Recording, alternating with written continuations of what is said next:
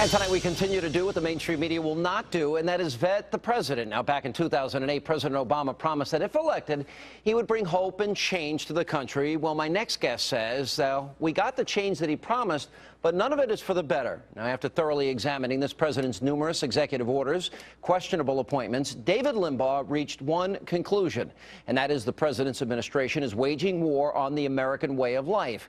Now, his latest sure-to-be bestseller is being hailed as the definitive indictment against the Obama administration. He joins me now in studio to explain why. David, always good to see you. How are you? Good. By the way, and for those, I've said this before, you've done work for me over the years as an attorney, full disclosure, or else Howie Kurtz will have a heart attack. You know, I want to play something because you even mentioned this in the book. And the first chapter in the book is the war on America. Right. All right. I want to show how Obama blames the American people. We know he blames everybody and anything. Right. I want to show he blames the American people for the bad economic news. We've lost our ambition, our imagination, and our willingness to do the things that built the Golden Gate Bridge and Hoover Dam and unleashed all the potential in this country. But, you know, we've been a little bit lazy, I think, over the last couple of decades. We've kind of taken for granted, well, people will want to come here, and we aren't out there hungry selling America and trying to attract new businesses into America. Americans aren't hungry. You know, we've lost our imagination. You know, it's shameful. Charles Krauthammer said it was ill-conceived, ill-concealed contempt. And it's preposterous for him to go after the American people. He's so narcissistic that he still can't accept responsibility for his own economic policies. You know, he still blames George Bush after 3 years.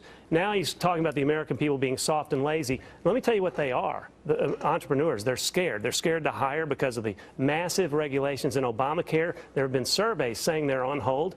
He has increased regulations in his war on business like we've never seen before, and people are at a standstill. But he doesn't understand the profit motive. He's against profits. He thinks, just hire more people. He goes and gives these speeches. Just hire people. He thinks that you can hire just because you want to as a matter of volition, even if you don't have demand. Let me ask you this. For the work. You've got 100 pages of endnotes and an index in this book. You know, all the research that you've done, I mean, you know, it's exhaustive, frankly, just reading that part of it. But here's my question. When you say war on America, is it that he doesn't believe in capitalism? Is it that he's been sort of indoctrinated into this liberal ideology that he believes it, which is why he won't change? What have you concluded? I don't think he believes in the American idea. I don't think he believes in our Constitution. He doesn't believe in the constitutional republic. He says democracy's messy. He kind of wishes he had it like China. I know he says that tongue-in-cheek, but he now says he wishes he could get things done as if he had sole power. The thing is, and people forget, he did get things done. He got his way. You've mentioned this on his show, and you've challenged people who've said otherwise. He got Obamacare. He got the stimulus done. He promised unemployment wouldn't go above 8%. He got his way, and it did go above 8%. Now he owns it. Let's hold him accountable. What do you think it is, though? Is it that the America that, you know, has made us so prosperous and successful? Well, you know, because you go into this about oil, you go into this about the economy, you go into his attacks on conservatives, which are numerous, too numerous to even mention. What is it that he believes? Where does this come from?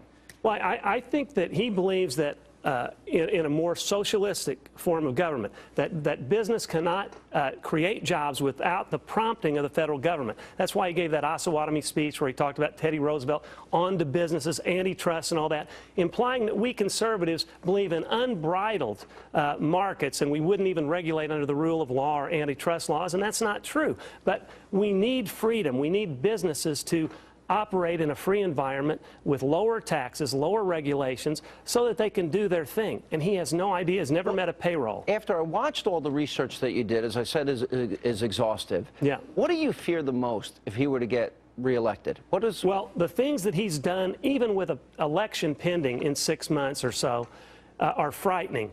He's still doubling down on his Keynesian spending, on his debt, refusing to rein in the debt, refusing to give us a plan on entitlements, refusing to lead the Senate into giving us a budget after 1,100 or so days. I fear that he would do more administrative in-runs around Congress, more abuses of authority with his executive power, and would create even more debt. And we only have a 2 to 3 year window, according to experts, if you listen to what Paul Ryan says. And that is, I can't emphasize how grave this situation is. We're not just being sensationalistic. We're not being hyperbolic. The future of the country turns on this election. Do you think this is a turning point election? All right, so here's my next question. Why is it that so many people, you know, fail to recognize the failure that has been his policies? In other words, they defend it to the death. In other words, have the American people shifted their mindset, been conditioned perhaps, to believe that this, you know, spreading the wealth is the answer? And are there too many people dependent on government? Well, I am more optimistic, and I actually believe that more people than you think, not you, but people think, are still optimistic about the American spirit.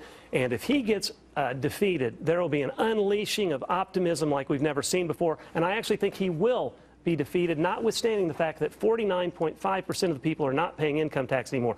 I actually think that people will vote him out. I think he's way less popular than the mainstream media would have us believe, because his record has been an abysmal failure. People can see it. You know, Terrible failure. It's funny, as I read your book and you go through everything from the economy, the war on the economy, the war on culture, the war on values, the war on oil, the war on energy, and then national security, you go through this whole thing. I was surprised because and this is why I almost call the book encyclopedic, because it is chapter and verse on his presidency. I found that there was so much I forgot. Do you think people forget? I mean, it's almost been on a daily basis. No question. We've almost become numb to it because there is such an overwhelming amount of evidence of things that he's done. And I want to be, this is almost humorous. When I finished writing the book, I had probably 12,000 articles in 57 folders. I'm not exaggerating. It was overwhelming. Wrote the book in 5.5 months, went through the editing process. Then I started reading it and preparing for these interviews.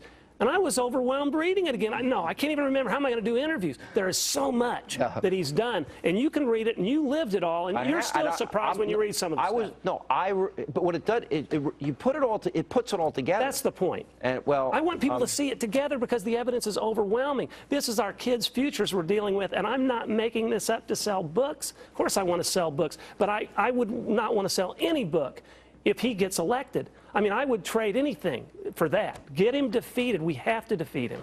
Do you feel that America as we know it goes away?